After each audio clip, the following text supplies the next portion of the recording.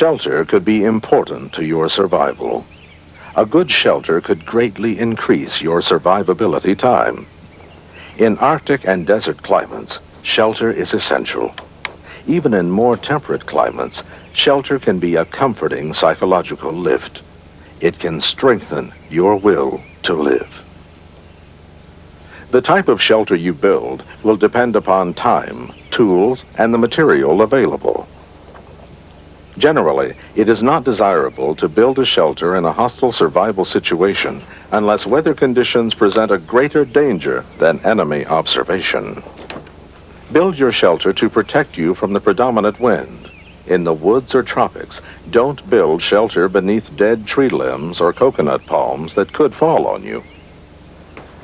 Locating your shelter near water is good if you're fishing. The disadvantages of locating near water are bugs, lower nighttime temperatures, and flooding. A field expedient lean-to is a good shelter to protect you from rain, but it could give away your location. Begin the lean-to by tying a pole about 7 feet long between two trees, waist to chest high. Place poles about every foot against the horizontal support. These poles are the beams and should be about 10 feet long, an inch or larger in diameter. As with all lean-tos, place the beam's backside to the wind. Crisscross saplings or vines across the beam to create a mesh effect so that the waterproofing material does not fall through. Cover the framework with brush, leaves, pine needles, or grass.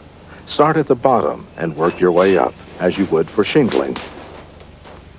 Lay straw, pine needles, or grass inside the shelter for bedding. For added comfort in cold weather, a fire reflector wall will reflect heat back into the lean-to.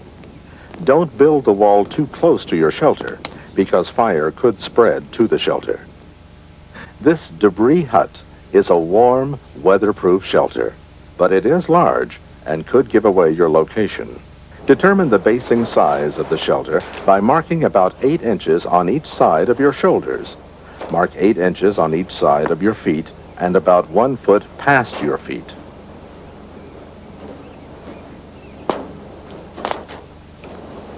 Connect all the marks on the ground.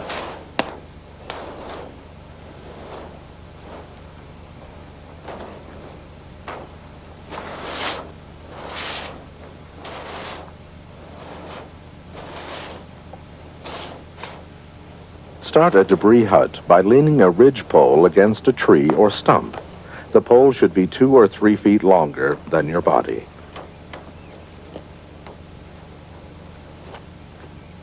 Place sticks, also called ribs, against the ridge pole with the bottom end of the ribs on the lines. Put a layer of brush across the ribs to create a mesh effect so the insulating material does not fall through. Pile leaves, pine needles, or grass until several feet thick. The more insulating material, the warmer the shelter. Put down a layer of sticks to keep the insulating material from blowing away in the wind and rain. Put about 1 foot of insulating material inside the hut.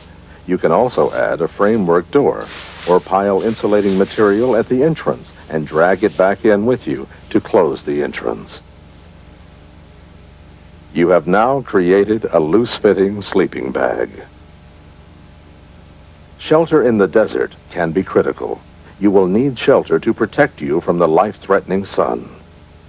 This below-ground desert shelter can reduce midday heat by as much as 30 to 40 degrees Fahrenheit. 2 layers of ponchos or covering, placed about 18 inches apart, create an insulating airspace. This shelter requires more time and energy than other shelters. Since your physical activity will make you perspire and increase dehydration, build it before the heat of the day. A swamp bed protects you from the wet ground and swampy terrain. 4 trees or poles with a frame of poles attached should be set high enough off the ground to allow for high water and tides. Leaves and grass make a soft sleeping surface.